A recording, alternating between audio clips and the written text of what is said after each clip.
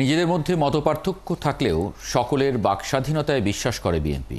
মঙ্গলবার এক বিতর্ক প্রতিযোগিতার সমাপনীতে এমন মন্তব্য করেছেন দলটির মহাসচিব মির্জা ফখরুল ইসলাম আলমগীর।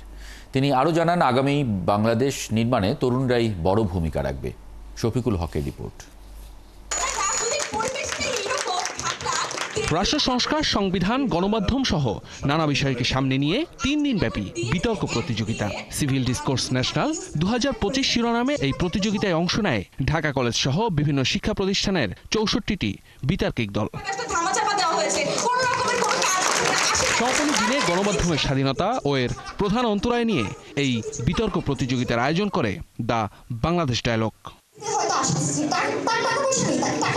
বক্তারা বলেন, যে কোনো বিষয়ে মতপার্থক্য থাকতেই পারে, তবে সবার মতামতকেই সম্মান জানাতে হবে।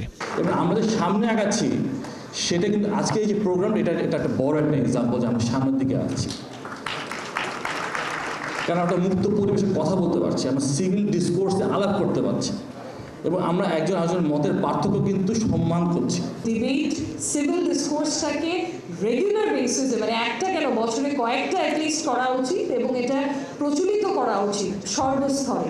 সেটা একটা হেলদি ডেমোক্রেসির জন্য প্রয়োজন এবং সেটা আপনার কর্মজীবনের জন্য অত্যন্ত গুরুত্বপূর্ণ হবে। অনুষ্ঠানের প্রধান অতিথি মির্জা ফখরুল ইসলাম আলমগীর বললেন, বিএনপিও সবার বাক স্বাধীনতায় বিশ্বাস করে। তর্ক আছে, বিতর্ক আছে, মতের অমিল আছে, আমি তোমার সঙ্গে একমত হব না, কিন্তু তোমার মতকে রক্ষা করার জন্য আমি আমার প্রাণ পর্যন্ত বিসর্জন দিতে রাজি আছি। আমরা এটি বিশ্বাস করি, আমরা লিবারেল ডেমোক্রেসিতে বিশ্বাস করি।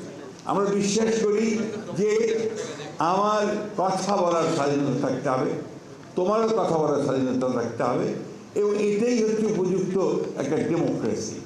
যেহেতু তরুণরা ভাবতে শিখেছে, তাই আগামী নিয়ে দুশ্চিন্তার কোনো কারণ দেখছেন না মির্জা ফখরুল।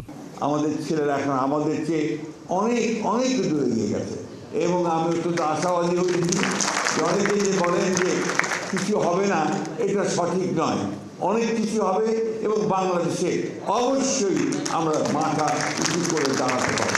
এ সময় ঢাকার সাথে মফস্বলের দূরত্ব কমানো না গেলে বাংলাদেশ কাঙ্ক্ষিত লক্ষ্যে পৌঁছাতে পারবে না বলেও মন্তব্য করেন বিএনপি মহাসচিব। ঢাকাতে যে চিন্তা ভাবনা, আমার ঠাকুর গায়ে নারগুলো কিন্তু সেই চিন্তা ভাবনা না।